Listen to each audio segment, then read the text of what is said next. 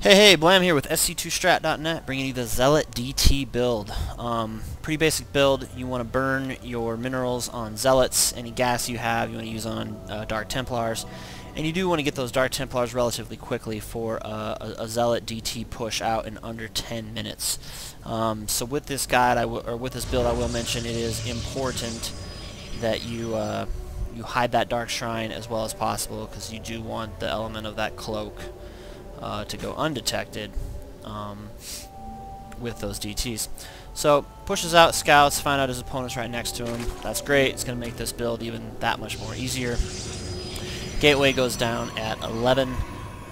Would normally be 12 if that other probe was still mining gas or minerals, but he went to scout, and gas goes down at 12.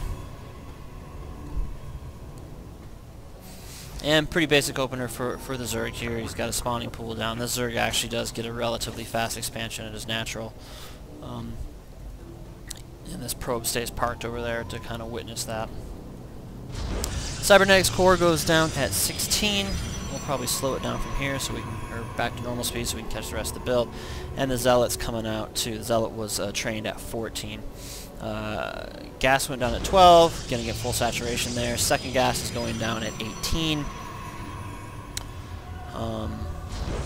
And yeah, this is a gas heavy build. Those DTs do take a lot of gas, and you don't really want to burn gas on anything else other than your structures, your warp gates, and that's really it.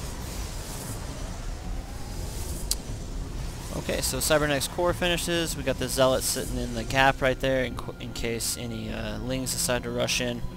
And we're going to keep training probes and Chrono Boosting probes. Going to get Warp Gate research here as soon as I had the minerals to do it. Probably should have got 3 more probes on that gas there as soon as it was done, but extra minerals might have been needed for the Warp Gate research. So the Pylon goes in the rear here. This is the Pylon he's going to use to effectively kind of hide his Dark Shrine, right? Now Red does have an Overlord here, but that Overlord can't see into the base at all. It's all dark.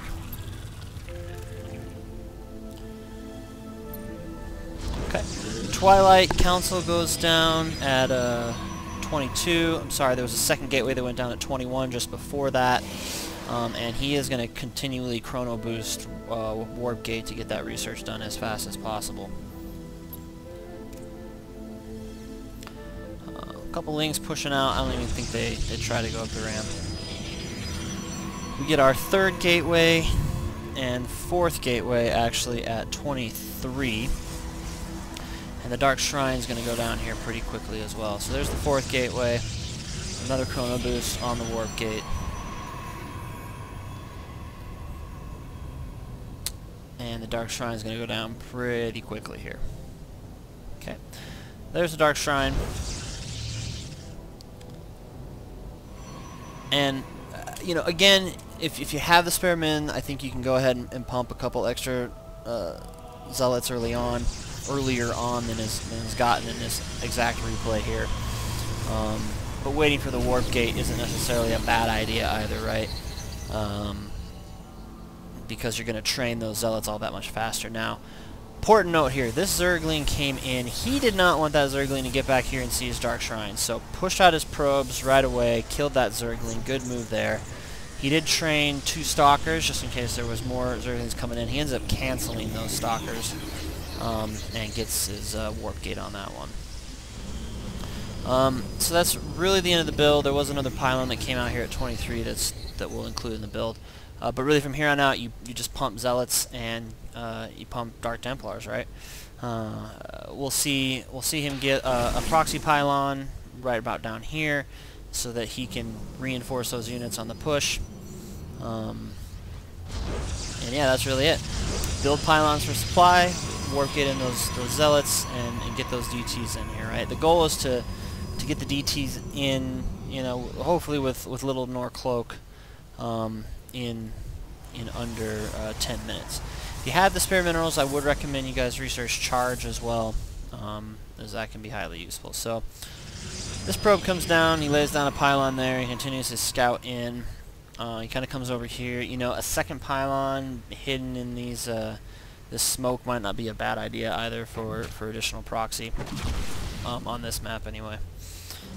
Starting to bring in those DTs and gonna push out.